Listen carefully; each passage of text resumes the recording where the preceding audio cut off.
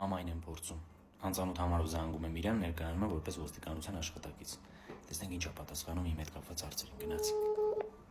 Մամա ֆեկալ։ Ալո։ Ալո, բարև ձեզ։ Բարև ձեզ։ Ձեզ զանգարում ենք ոստիկանությունից, ձեր տղայի հետ կապված, Տարոնի հետ կապված մի քանի հարց ունենք, հարմար է պատասխանեք։ Այո, լսում եմ ձեզ։ Տեսեք, հաղորդում ենք ստացել խուլիգանության հետ կապված, որի մեջ նաև ներգրաված է ձեր տղան Տարոնը։ Ուզում էի ճշտել 3:17:00-ի սահմաններում։ Կհիշեք ձեր տղան որտեղ է գտնվել։ Ինչ Տարոն, ինչ խուլիգանություն, ես չեմ ճանաչում ձեզ տղու, ես չեմ ճանաչում Տարոնին։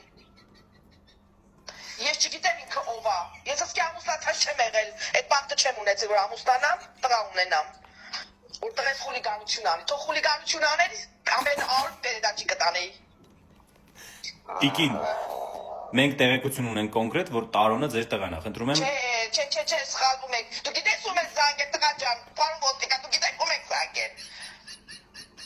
Ես նման տղու չեմ ճանաչում, ես Տարոնին չեմ ճանաչում, դաժե չգիտեմ ով է, ում տղեն է։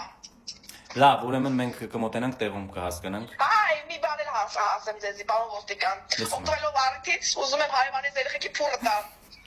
Կարելի է։ Ինչ խնդիր ունեք դուք երեխայի հետ կապված։